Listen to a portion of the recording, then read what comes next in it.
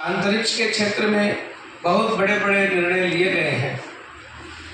मुद्रा ऋण की सीमा 10 लाख से बढ़ाकर 20 लाख रुपये की गई है, जिसमें पुराने ऋण का सफलतापूर्वक भुगतान करने वाले और सबको इसमें लाभ होगा। 1 करोड़ युवाओं को टॉप कंपनियों में इंटर्नशिप के अवसर, ये पहली बार है। अलाउंस और एक मुफ्त सहायता राशि दी जाएगी। केंद्र की सरकार, माननीय मोदी जी की सरकार ने 15,000 से अधिक नए नियुक्तियों की घोषणा की। 20 लाख युवाओं को कौशल युक्त बनाने का लक्ष्य। 1,000 औद्योगिक प्रशिक्षण संस्थानों का सुधार होगा। पहली बार रोजगार पाने वाले EPFO के तहत आने वाले कर्मचारियों को 3 किस्तों में 15,000 रुपये तक की प्रोत्साहन राशि भी दी जाएगी। खेलो India rising talent in definition योजना की शुरुआत की गई है।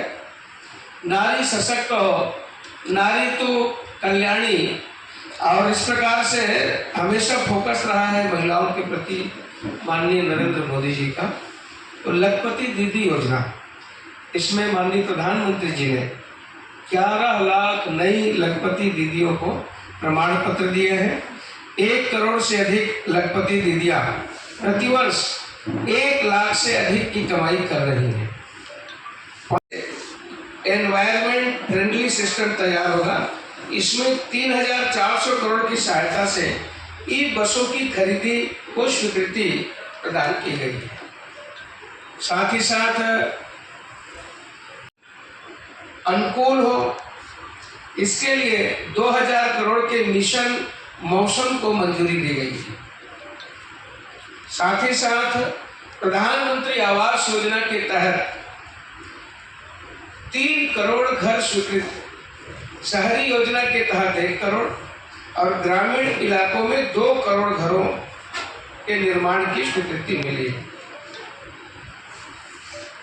बहुत चर्चित है अभी PM सूर्य घर मुफ्त बिजली योजना। जून से अगस्त 2024 के बीच 2.5 लाख से ज़्यादा घरों में सौर ऊर्जा सिस्टम लगाया गया है और इसमें लगभग 18 लाख एप्लीकेशन तो प्राप्त हो चुके हैं।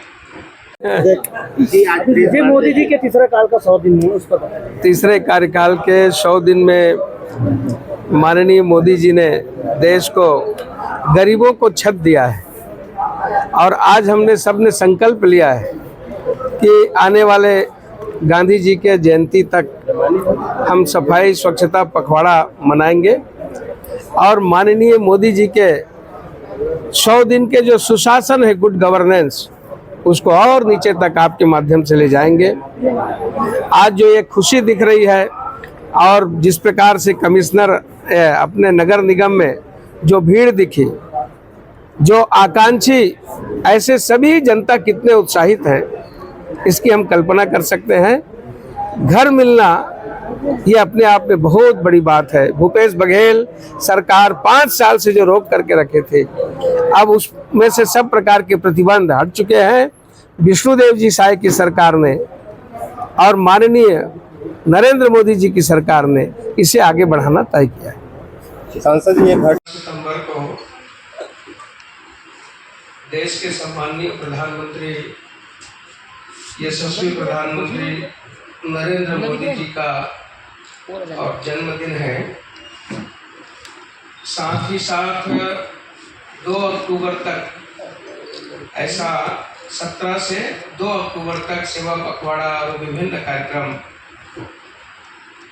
किंतु साथ ही साथ मैं ये कहूँ कि 100 दिन पूरे हुए नरेंद्र मोदी जी के तीसरे कार्यकाल, और ये जो तीसरा कार्यकाल है, ये मैं कहूँ कि ये एक ऐसा बुलंद इमारत की तरह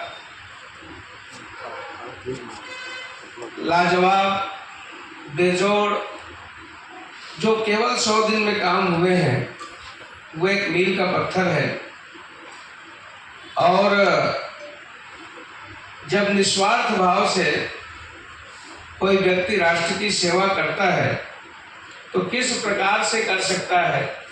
जिसके हाथ में बागडोर हो वो अंत्योदय को ऊपर लाने के लिए कैसे गरीबों के हित में, किसानों के हित में, महिलाओं और युवाओं के हित में काम करता है, यह नरेंद्र मोदी जी के रूप में देखा जा सकता है।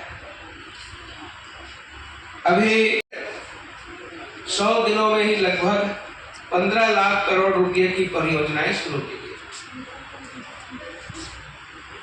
इसमें प्रधानमंत्री सड़क योजना के तहत 49,000 करोड़ की केंद्रीय सहायता से 25,000 अनकनेक्टेड गांव को कनेक्टिविटी के लिए 62,500 किलोमीटर सड़कों, पुलों के निर्माण ऐसे अपग्रेडेशन के साथ मंजूरी मिली है।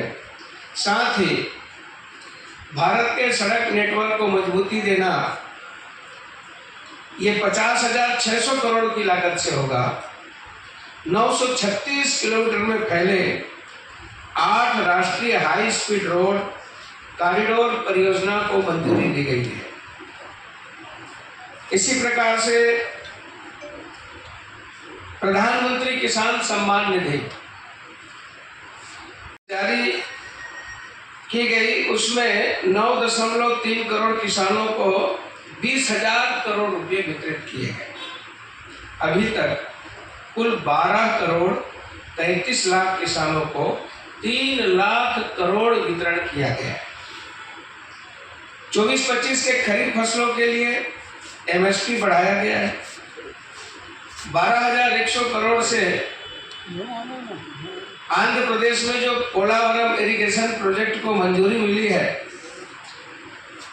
एक अपने आप में बहुत बड़ी ये सिंचाई की जो परियोजना है देश में और सब प्रकार से सहायक होगी।